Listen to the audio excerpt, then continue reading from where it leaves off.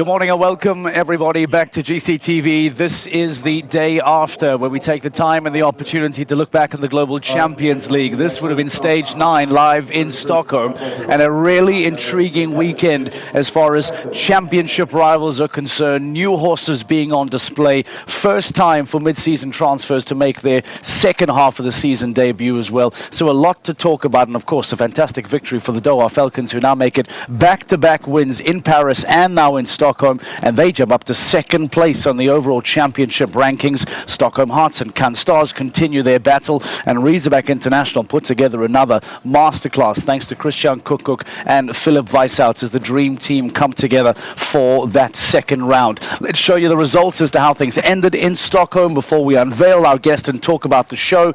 It was, as we said, a great weekend for the Doha Falcons and Razorback. Scandinavian Vikings, much like in 2023, using the magic of the home crowd. Henrik von Ackermann, Evelina Tovak in particular, jumping superbly well, getting onto the podium once more. Prague Lions will be very happy with that. A top 4 finish by the team powered by the Czech equestrian team. Rome Gladiators, Falcons White United and Madrid Emotion finishing out in 5, 6 and 7 respectively. But it's the second half of the table as well that really proves to be interesting from the championship perspective.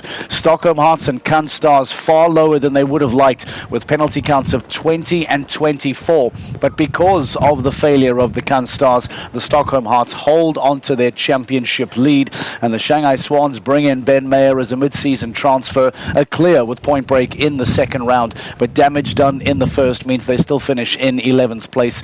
And if I'm not mistaken, sadly for the first time ever, New York Empire, powered by Lugano Diamonds, find themselves in bottom position on a GCL standing. Well, time for us then to unveil our guest today to talk about the Global Champions League. Of course, Rosie Tapner is with us as always, our journalist on the scene, and the fantastic Abdel Said as well joins us from the Istanbul Warriors, powered by Carpe Diem. Ladies first, Abdel. I'm sorry, Rosie, welcome to the show.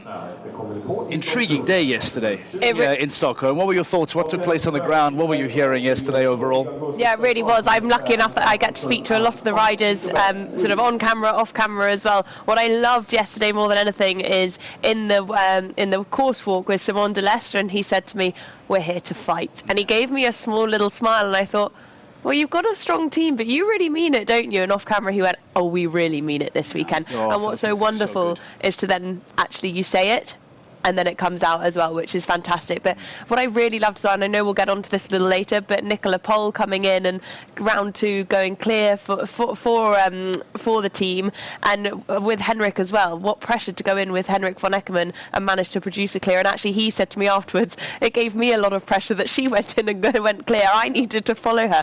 So it was a really intriguing day, but particularly on points, because there were some really high scoring points. 56 was extraordinary to see there, and David Will coming in. It was such a shame to see such a high scoring for them. Yeah, mid-season transfers actually had a bit of a tough day, to be very fair, yesterday. But we're very excited to have Abdel Said back. Abdel, welcome back. It's been a while. I first want to find out, how are you feeling? Let's talk about the body. Let's talk about any pain or discomfort.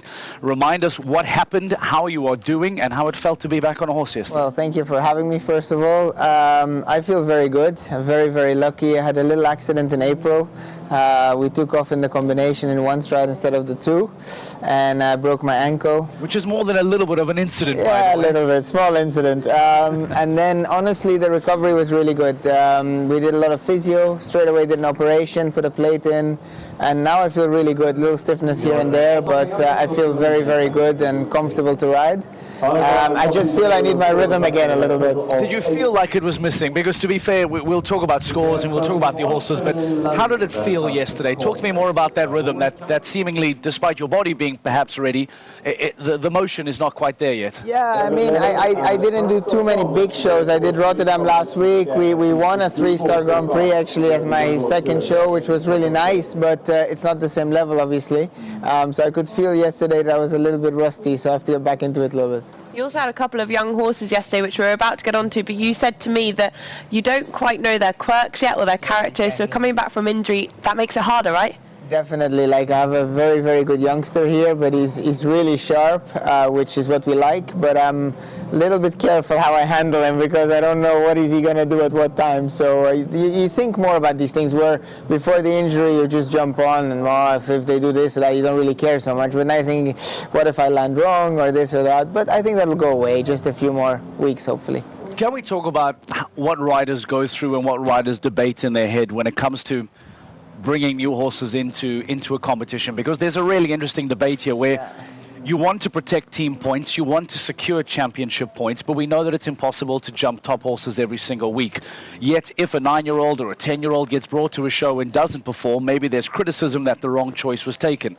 How do riders sit in their stables and say, this is the week that I bring the 9-year-old, that I bring the 10-year-old? Talk us through that conversation you have. Well, to be honest, I'll start by saying that I am very lucky. In our team, the criticism is not even there, to be honest, because they're very supportive. Even after my round yesterday, I was really disappointed, and everyone was really supportive. FR team owner and Andreas and Geraldine, everyone was. But the thing is, there's so many shows and so many events, and horses need experience. They're not just born ready to go. You know, exactly. So when are you going to take them out? It's always the question, and sometimes you have to just do it. You know, and we made the choice, okay, in Stockholm I will bring some new horses to be ready even for next year. Like, you always have to build and think ahead. So they need rounds this season, and unfortunately, yeah, it had to happen here, and we didn't have a great round yesterday. We had 12 faults. I was hoping for a clear, but I think she learned something, and hopefully she'll get better from it. When do you get the feeling as a rider that these horses are ready to step up? It's a big level to step up to, and I know that Jana yesterday brought high level 6 in, and she said maybe actually it was too soon. When do you get the feeling as a rider that now is the time? Well, it's always it's funny because it's not so clear black or white. I mean, this mare, like I said, she won a 3-star Grand Prix 3 weeks ago.